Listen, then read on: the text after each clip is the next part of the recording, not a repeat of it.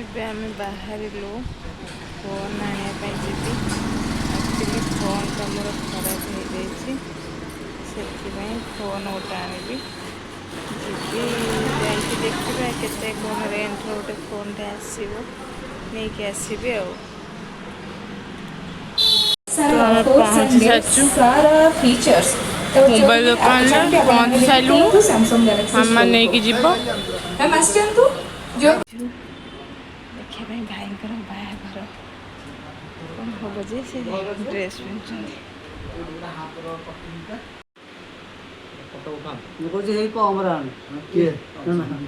ଦେଖିଆ ଛାଡ଼ିଲା ସାଇଡ଼ ମୁଁ ଆଗକୁ ଯାଇ କେମିତି ହଉନି ତାଙ୍କର ମୁଁ ଟିକେ ଦେଖେ।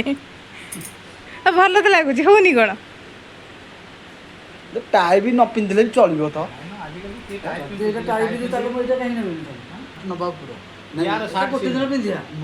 ଅଙ୍କଲଙ୍କର କିଣାକିଣି ସରିଗଲା, ଏବେ ଯିବେ ଘରକୁ। ମୋର ତ ଫୋନ୍ଟା ହଉନି ଯେ ମନ ଦୁଃଖ।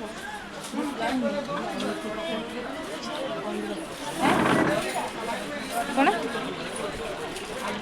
କମେଣ୍ଟ ଦେଇଥିଲେ ଆଜିକା ଭିଡ଼ିଓରେ ସେମାନଙ୍କ କିଛି ଅଛି ଗୋଟେ କଥା। ଠିକ୍ ଅଛି, ସେଲି ବୁଲି ବୁଲିକିରି ହାଲିଆ ହେଲା, କିନ୍ତୁ ମୋବାଇଲଟା ଆଣିପାରିଲିନି।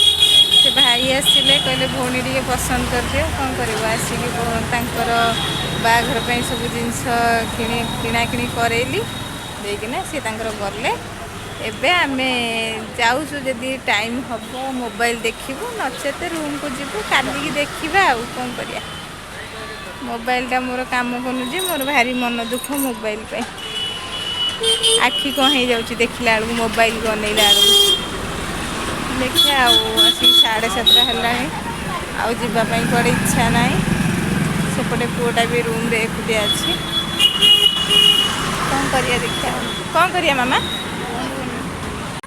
କ'ଣ ଗୋଟେ କରିବା ଆଉ। ହାତଟା ମୋର ଲମ୍ବା ହେଇ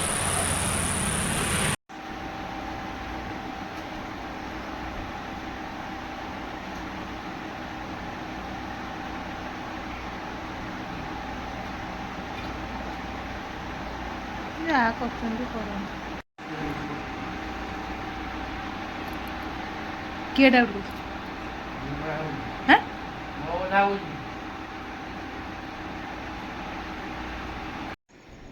ଶୁଭରାତ୍ରି ସାଙ୍ଗମାନେ।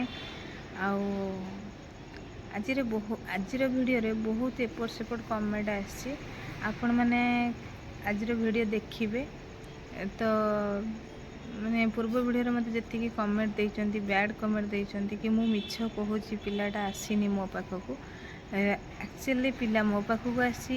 ପୋଲିସ୍ ଷ୍ଟେସନରୁ ଫୋନ୍ ବି ଆସିଥିଲା। ମୁଁ ପୋଲିସ୍ ଷ୍ଟେସନରେ ବି କହିଦେଇଛି କି ନାଇଁ ପିଲା ମୋ ପାଖରେ ଆସିକି ପହଞ୍ଚି ଯାଇଛି।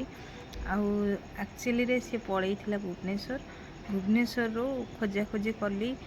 ମାନେ ସେ ଯେଉଁ ଆମର ସେ ପୁଅର ସାଙ୍ଗର ମା ମୋତେ ବାରମ୍ବାର ସକାଳୁ ଫୋନ୍ ମାଇଲେ। ତାଙ୍କଠୁ ଖବର ପାଇକି ମୁଁ ଖୋଜାଖୋଜି କରିବା ଭିତରେ ମାନେ ଦିନ 3ଟା ହେବ କି 2:30 ପାଖାପାଖି ମୋର ଗୋଟେ ସାଙ୍ଗ ମୋତେ ଫୋନ୍ କଲା ଭୁବନେଶ୍ୱରରୁ, ଆଉ ଦିଦି ମୁଁ ପାଇଯାଇଛି ଜିତ୍କୁ। ମୁଁ କହିଲି ହଉ ଠିକ୍ ଅଛି, ଭଲ ହେଲା। ନେଇକି ଆସିଲା ପରେ ମୁଁ ଯାଇକି ତାଙ୍କଠୁ ବାଦାମବାଡ଼ିରେ ରିସିଭ୍ କଲି। କିନ୍ତୁ ସେସବୁ ଭିଡ଼ିଓ ପକାଇବାକୁ ମୋ ପାଖରେ ସମୟ ହିଁ ନଥିଲା, ଆଉ ଭିଡ଼ିଓ ମୁଁ ପକାଇ ପାରିଲିନି। ତାପରେ ଘରେ ଆସିକି ସିଏ ମୋତେ ମନା କରୁଛି କି ନାଇଁ ମାମା ତୁ କାହାକୁ କହନି, ମୁଁ ଏଇଠି ଅଛି ବୋଲି। ତ ସେ କ'ଣ ହେଇଛି ପ୍ରକୃତରେ ମ୍ୟାଟରଟା ମୁଁ ଜାଣିନି, କହିପାରିବିନି। ସେ କାହିଁକି ଘରୁ ଆସିଲା, କ'ଣ ହେଇଛି କ'ଣ ନାହିଁ। ଆଉ ଦୟାକରିକି ଆପଣମାନେ ଯେଉଁ ବ୍ୟାଡ଼୍ କମେଣ୍ଟ ଦେଉଛନ୍ତି, ମୁଁ ଆପଣଙ୍କୁ ହାତ ଯୋଡ଼ିକି ଅନୁରୋଧ କରୁଛି ଆପଣମାନେ ବ୍ୟାଡ଼୍ କମେଣ୍ଟ ଦିଅନ୍ତୁନି। ଏଇଟା ହେଲା ମୋର ମାନେ ଠିକ୍ ଅଛି।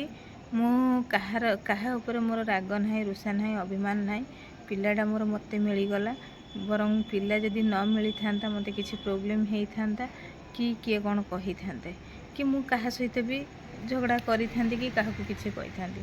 ଏ ମ୍ୟାଟରରେ ମୁଁ କାହାକୁ କିଛି କହୁନି, କାହାକୁ ଦୋଷ ଦେଉନି। ମୋ ପିଲା ମୋ ପାଖକୁ ଫେରି ଆସିଛି, ସେଇଟା ହିଁ ମୋ ପାଇଁ ବଡ଼ ହେଲା। ଆଉ ଯେଉଁମାନେ ମିଛ ବୋଲି ଭାବୁଛନ୍ତି, ଆଉ ଗୋଟେ ଖବର ମୁଁ ଆଜି କ'ଣ ପାଇଲି, ମୋ ପାଖରେ ପିଲା ଶୋଇଛି। ତାର ଗୋଟେ ସାଙ୍ଗ ମୋତେ କହୁଛି, କହିଲା ଆଣ୍ଟି ସତରେ ଦେଖିଆ ଜିତ୍ ତମ ପାଖରେ ଅଛି ନା ନାହିଁ, ଟିକେ ଭିଡ଼ିଓ କଲ୍ କଲ। କାହିଁକି ନା ମୋତେ ଖବର ଆସିଛି ଯେ ସିଏ ଆସିକି କେଉଁଠି ଗୋଟେ ଦୋକାନରେ କାଳେ କାମ କରୁଛି। ହଉ ଠିକ୍ ଅଛି, ଯଦି ତମମାନଙ୍କୁ ସବୁ ଏଇସବୁ ଆସୁଛି ଯେ ଖବର କିଏ କହୁଛି, ତ ସେଇ ଲୋକଟା କିଏ ମୁଁ ଜାଣିପାରୁନି, କିନ୍ତୁ ପ୍ରକୃତରେ ଜିତ୍ ବେଟା ମୋ ପାଖରେ ଅଛି, ମୋ ପାଖରେ ରହିବ। ଆଗକୁ କ'ଣ ହେବ ମୁଁ ଜାଣିନି, ବର୍ତ୍ତମାନ ମୋ ପାଖରେ ରହିବ। ଆଉ ଜଣେ ଭାଇ ମୋତେ କମେଣ୍ଟ ଦେଇଛନ୍ତି, ମୋତେ ନୁହଁ ଗୋଟେ ଭିଡ଼ିଓରେ କମେଣ୍ଟ ଦେଇଛନ୍ତି ଗାମୁଛା ପିନ୍ଧିକି। କାହିଁ ଆପଣମାନେ କ'ଣ ଆପଣଙ୍କ ଘରେ ଗାମୁଛା ପିନ୍ଧିକି ଶୋଉନାହାନ୍ତି ଗରମ ଲାଗିଲେ? ଏଇଟା କ'ଣ ଶୀତ ଦିନ ହେଇଛି ସେ ଟ୍ରାକ୍ ପ୍ୟାଣ୍ଟ ପିନ୍ଧିଥାନ୍ତା ନା ଜିନ୍ ପ୍ୟାଣ୍ଟ ପିନ୍ଧିଥାନ୍ତା? ଆପଣଙ୍କର ଗୋଟେ ସାଧାରଣ ଜ୍ଞାନ ରହିବା ଦରକାର। ଇଆଡ଼ୁ ସିଆଡ଼ୁ କମେଣ୍ଟ କରୁଛନ୍ତି ସେ ଗାମୁଛା ପିନ୍ଧିକି ରହିଛି। ହଉ ଠିକ୍ ଅଛି, ଆଗକୁ ଦେଖିବେ ହେଲା। ଜୟ ଜଗନ୍ନାଥ, ଶୁଭରାତ୍ରି।